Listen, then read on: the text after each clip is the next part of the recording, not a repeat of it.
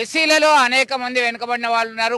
కేవలం కొంతమందికి మాత్రమే రిజర్వేషన్లు అందుతున్నాయని చెప్పి 1994లో ప్రారంభమైంది. 13 మందితో ప్రారంభమైనటువంటి ఎస్సీలను ఏబీసీలుగా వర్గీకరించాలనేటువంటి ఉద్యమం చాలా కాలం నుంచి కొనసాగింది. అనేక త్యాగాలు చేశారు. 30 ఏళ్ల కళ, సుదీర్ఘమైనటువంటి కళ సాకారమైంది. ప్రస్తుతం మనం కరీంనగర్ అలుగునూరు చౌరస్తాలో ఉన్నాము. సంబరాలు జరుపుకుంటున్నారు.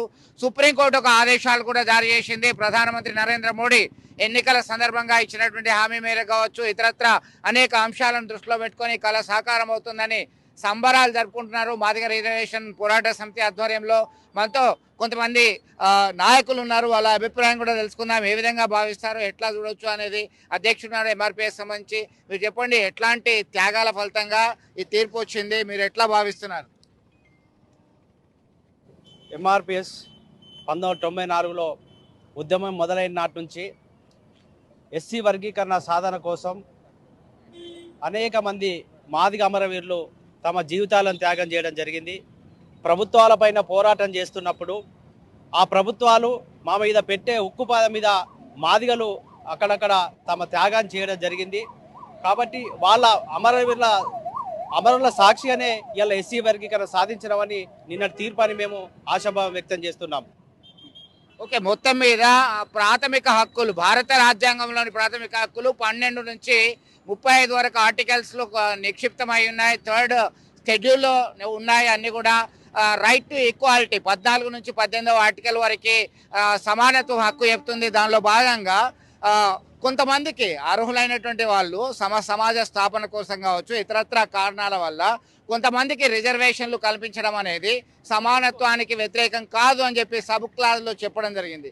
అట్లాంటి దాన్ని బేస్ చేసుకొని మరి భారత రాజ్యాంగంలో ఎస్టీలకి రిజర్వేషన్ కల్పిస్తూ తీసుకున్నటువంటి నిర్ణయంలో ఎస్సీలలో అనేక ఉపకులాలు ఉన్నాయి. దాదాపు 50 సంఖ్యలో పైగా మాదిగ కులాలు, ఇతరత్ర కులాలు ఉన్నాయి. అందుకు భాగంగా మాదిగ అనేటువంటి పేరును చివరన పెట్టుకున్నారు. సెల్ఫ్ రెస్పెక్ట్కి సింబల్గా, ఆత్మగౌరవానికి ప్రత్యేకతగా పెట్టుకున్నారు కృష్ణ మాదిగ. అప్పటి నుంచి మొదలైనటువంటి ప్రస్థానం చాలా ఉవ్వెత్తున లేచింది. అనేక ప్రభుత్వాలని కదిలించింది. అనేక త్యాగాలు కూడా చేశారు, పోరాటాలు చేశారు, పాదయాత్ర చేశారు. చివరికి కళ సాకారమైంది. ఎట్లా భావిస్తారు మీరు? బోయిన్ కొమరయ్య ఉన్నారు మనతో మాట్లాడడానికి, సీనియర్ నాయకులు.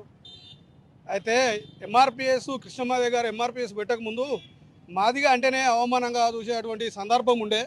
ఇలా రెడ్డి తన పేరున రెడ్డి పక్కన పెట్టుకుంటాడు, రావు తన పేరున రావు అని పెట్టుకుంటాడు, ఇతర కులాలలో గౌడు కాడికెళ్ళి ఈ విధానకు బీసీలు ముదిరాజులు వాళ్ళంతా పెట్టుకుంటారు. కానీ మాదిగ జాతి నేను మాదిగను అని చెప్పుకోవడానికి అవమానపడ్డ సందర్భం నుండి మందాకృష్ణ మాదిగ గారు ఎంఆర్పిఎస్ను స్థాపించి మరి నా పేరు మందాకృష్ణ మాదిగ అని చెప్పేసి సమాజంలోకి తీసుకొచ్చి నా పేరు మందాకృష్ణ మాదిగ అని సమాజంలో తీసుకురాగానే మేమందరం యువకులుగా ఆనాడు పెళ్లిళ్ళు కానీ కనీసం మీసాలు రాని పెళ్లిళ్ళు కానిటువంటి సందర్భంలో యువకులము ఇలా 30 సంవత్సరాలు మేము మాదిగా, నా పేరు బోయిన కొమరయ్య మాదిగ, ఈయన పేరు అనిల్ మాదిగ, ఈయన పేరు సంపత్ మాదిగ, ఈయన పేరు లక్ష్మణ్ మాదిగ, ఈయన పేరు అంజయ్య మాదిగ అని ఇలా మేము కూడా ఒక గౌరవాన్ని చాటి చెప్పుకున్నటువంటి పరిస్థితిని తయారు చేసినటువంటి కృష్ణ మాదిగ గారికి ధన్యవాదాలు తెలియజేస్తూ, ఏదైతే వర్గీకరణ కొరకు 30 సంవత్సరాలు పోరాటం చేసినామో 30 సంవత్సరాలు గడిచినప్పటికీ ఏదో చివరికైతే వర్గీకరణ సాధించినాం. ఇప్పటికైనా కానీ మా మాదిగ జాతికి ఒక న్యాయం జరిగిందనేటువంటి భావన మాకు ఏర్పడ్డది.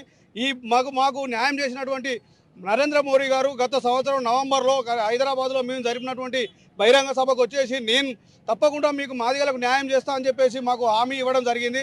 ఆ హామీ మేరకు సుప్రీంకోర్టుకు తగినటువంటి సూచన సలహాలు ఇస్తూ మరి తీర్పు రావడానికి ముఖ్య కారణము బీజేపీ ప్రభుత్వం అయితే ఇక్కడ ఉన్నటువంటి ముఖ్యమంత్రులు కూడా, ఏది తెలంగాణ ముఖ్యమంత్రి కావచ్చు, ఆంధ్రప్రదేశ్ ముఖ్యమంత్రి కావచ్చు, వాళ్ళు కూడా తమ ప్రభుత్వం తరఫున అడ్వకేట్స్ను పెట్టి వాదించడం మాదిగలది న్యాయమైన పోరాటం అని చెప్పేసి వాదించడం జరిగింది. కాబట్టి ఇలా నరేంద్ర మోడీ గారికి కానీ, కాంగ్రెస్ ప్రభుత్వానికి కానీ, తెలుగుదేశం ప్రభుత్వానికి కానీ మేము తప్పకుండా కృతజ్ఞతలు తెలియజేస్తున్నాము.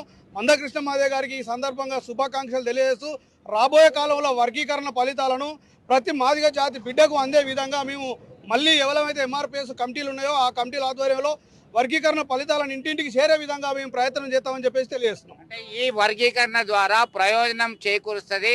చాలా మంది విద్యావంతులకి ఉద్యోగాల్లో, విద్యాశాఖల్లో రిజర్వేషన్లు వస్తాయి. లబ్ధి పొందుతామని అనుకుంటున్నారా మీరు? తప్పకుండా లబ్ధి పొందుతాము. మేము గతంలో 2 సంవత్సరాలు మాకు వర్గీకరణ జరిగినప్పుడు అదనంగా 22,000 ఉద్యోగాలు వచ్చినాయి. 2 సంవత్సరాలు గతంలో చంద్రబాబు గవర్నమెంట్లో వర్గీకరణ జరిగింది. ఆ 2 సంవత్సరాలు జరిగినప్పుడు మాకు అంతకుముందు వచ్చిన దానికంటే 22,000 ఉద్యోగాలు అదనంగా వచ్చినాయి. అంటే ఆ పద్ధతిలో మేము అన్ని ఉద్యోగాలు ఇన్ని సంవత్సరాలు మేము కోల్పోయినట్టే కాబట్టి ఇప్పుడు వర్గీకరణ జరిగితే తప్పకుండా మాకు రావాల్సిన వాటా న్యాయంగా మాకు వస్తుందని చెప్పేసి మేము ఆశాభావం వ్యక్తం చేస్తున్నాం. తప్పకుండా నమ్మకం కూడా మాకున్నది. ఒక్క అడుగుతో ప్రారంభమైనటువంటి ఉద్యమం అనేది వేల మైళ్ళ వరకు రీచ్ అయింది. తుదకి సంబరాలు జరుపుకుంటున్నటువంటి పరిస్థితిని మనం గమనిస్తున్నాం. అనేక దశలను దాటి అనుకున్న లక్ష్యాన్ని సాధించారు. మీరు చెప్పండి, ఎట్లా చూస్తారు? గౌరవనీయులు మందకృష్ణ మాదిగ గారు 2014 స్టార్ట్ చేసి 1994లో స్టార్ట్ చేసి ఉద్యమాన్ని ఉవ్వెత్తున ఊపించి ఈరోజు తెలంగాణ ప్రభుత్వంలో ఎంతోమంది సీఎంలను గతంలో గుండె ఆపరేషన్ కోసం ఈరోజు ఆరోగ్యశ్రీ పథకం ఉన్నది అంటే దీనికి ముఖ్య కారణం గౌరవ మందకృష్ణ మాదిగ గారే. మందకృష్ణ మాదిగ గారు ఆ రోజు ఒక పిల్లవాడిని గుండె ఆపరేషన్కు డబ్బు లేకపోతే అతని ప్రాణాలు పోతే అదే ట్యాంకు బండి మీద ఆ పిల్లాన్ని ఎత్తుకొని ప్రభుత్వం వెంటనే ఈ యొక్క నిరుపేదలకు ఆరోగ్యశ్రీ పథకాన్ని మీరు ప్రవేశపెట్టాలని చెప్పేసి గౌరవ అప్పటి ముఖ్యమంత్రి రాజశేఖర రెడ్డి గారిని కూడా కోరడం జరిగింది. అప్పుడు ఉన్న కిషన్ రెడ్డి గారు కూడా వారికి పూర్తి మద్దతు ఇచ్చి ఆ యొక్క ఆరోగ్యశ్రీకి రావడం కారణం కూడా ఈ యొక్క గౌరవ మందకృష్ణ మాదిగ గారే. ఎన్నో ప్రభుత్వాలు ఎంతో సీఎంలు వచ్చినా కూడా ఏ రోజు కూడా వెనుకడుగు వేయకుండా మా జాతిని, మా గౌరవాన్ని, మా దళితులందరూ, మా మాదిగలందరినీ ఐక్యత చేసి ఈ పోరాటంలో ఎంతో మంది అసలు బాసి ఎంతో మంది ప్రాణాలు కోల్పోయి వీరి యొక్క ఈరోజు అసెంబ్లీ ముట్టడిలు కూడా గౌరవ చాలా మంది వికలాంగులు కూడా 200 పింఛన్ నుంచి ఈ రోజు 2000 వరకు కూడా వికలాంగులను కూడా ఒక ఏకం చేసి ఈ రాష్ట్రంలోని ఈ దేశంలోని అందరినీ ఐక్యత చేసి గౌరవ చాలా మంది వికలాంగులు కూడా ఇలా ఒక పెద్ద దిక్కుగా ఇలా నిలబడి గౌరవ మందకృష్ణ మాదిగ గారు ఈరోజు ఏబీసీ వర్గీకరణను ప్రవేశపెట్టి గౌరవ ప్రధానమంత్రి గారు ముఖ్యంగా మాకు మాదిగలకు సపోర్ట్ చేయండి కృష్ణ గారు అని చెప్పేసి ఇదే వేదిక మీద ఏబీసీడీ వర్గీకరణ మాదిగతో మీటింగ్ పెట్టి పెరేడ్ గ్రౌండ్లో హైదరాబాద్లో హామీ ఇవ్వడం జరిగింది. వారికి కూడా మేము ప్రత్యేకంగా ప్రధానమంత్రి నరేంద్ర మోదీ గారు కూడా ప్రత్యేక కృతజ్ఞతలు తెలియజేస్తా ఉన్నాం. ఈరోజు మాకు ఈ ఏబీసీ వర్గీకరణ అంశాన్ని మేము చాలా స్వాగతిస్తున్నాము. మాకు చాలా మేలు జరుగుతుందని చెప్పేసి మేము కోరుకుంటాం.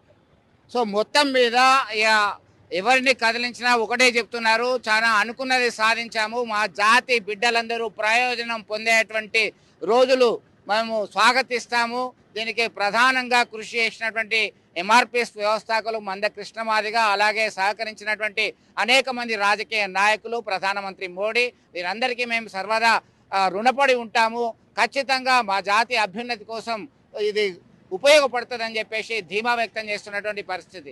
విడుదల సుమంత్తో కలిసి చంద్రశేఖర్, RTV, కరీంనగర్ నుండి. మరిన్ని వీడియోస్ కోసం ఛానల్ ని సబ్స్క్రైబ్ చేయండి. లేటెస్ట్ అప్డేట్స్ కోసం వాట్సాప్ ఛానల్ ని ఫాలో చేయండి. అండ్ లింక్ డిస్క్రిప్షన్ లో ఉంది.